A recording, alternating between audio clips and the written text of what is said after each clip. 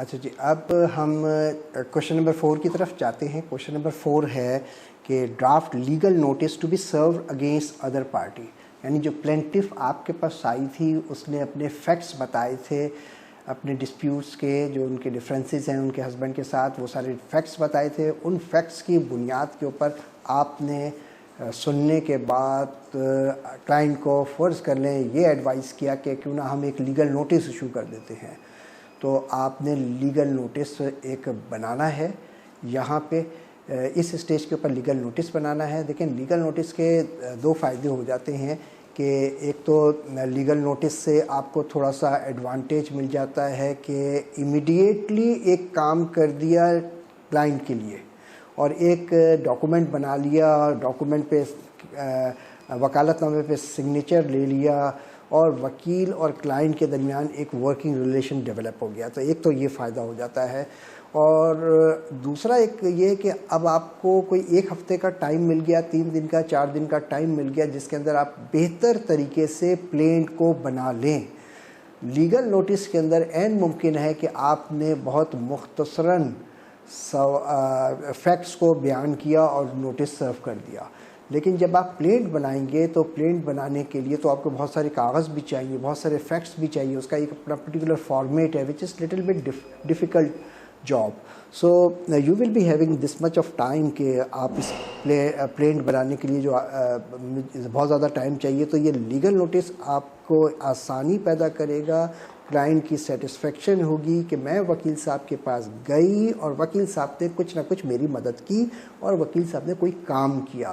آپ کاغذ تمام لے چکے ہیں، سارے فیکٹس جان چکے تھے، ان کی بیسس پہ آپ نے لیگل نوٹس بنایا. میں آپ لوگوں کو ایڈوائز کروں گا کہ ایک لیگل نوٹس جو ہے وہ آپ کے پاس موجود ہونا چاہیے آپ کے کمپیوٹر کے اندر.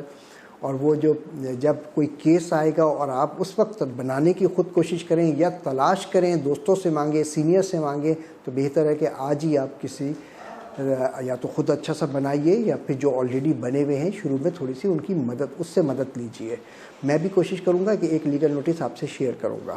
لیگل نوٹس بنائیں گے اور کلائنٹ کو دکھائیں گے تو کلائنٹ کی سیٹسفیکشن ہوگی اور آپ کا بھی ایک مسئلہ اور بھی حل ہو جائے گا کہ نہ صرف اس لیگل نوٹس کی بیسس کے اوپر جو امیڈیٹلی آپ بنا کے اس کو رسپونڈ کریں گے، دکھائیں گے، اس سے وکالت پہ سائن بھی آپ کروا لیں گے اور اسی وقت آپ کہیں پہ اپنی فیس کو بھی بارگین کر لیں گے، فیس کو بھی بتا دیا جائے گا اور فیس کی وصولی کا معاملہ بھی ہو سکتا ہے.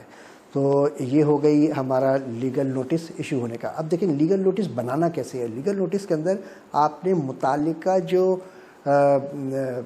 حقائق ہیں ان کو پریسائسلی بتانا ہے.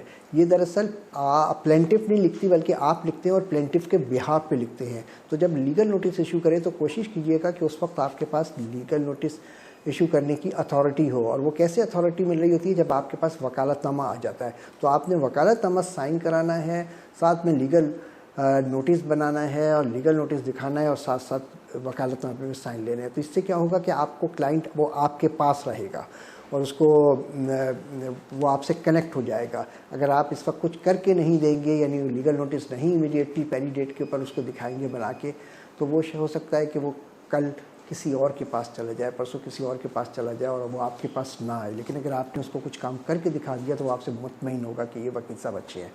فیکٹس کو میں نے بتایا مختصراً فیکٹس لکھنے ہیں. ضروری نہیں ہے کہ اس کے ساتھ بہت سارے کاغذ لگائیں، کوئی کاغذ نہ لگائیں تب بھی صحیح ہے. بس آپ ریفر کر دیں اور اس کو بڑی آسان الفاظوں میں اس کو ریفر کر دیں جو آپ کا ڈسپیوٹ ہے، جو آپ کی ڈیزائر ہے، جو آپ چاہتے کہ ہیں، جو آپ کی پریئر ہے، وہ اس لیگل نوٹس کے اندر اسپیسیفکلی بتانے کی ضرورت ہے تاکہ لوگوں کو پتہ ہو. تو یہ ہو گیا کوشچن نمبر 4. تو اس کوشچن نمبر 4 کو آپ نے دیکھ لیجئے، میں اس کی پکچرز بھی کھینچ کے آپ کو بھیج رہا ہوں. آپ اس کو ریڈ کیجئے اس کوشچن کو اور پھر اس کا آنسر لیگل نوٹس بنائیے.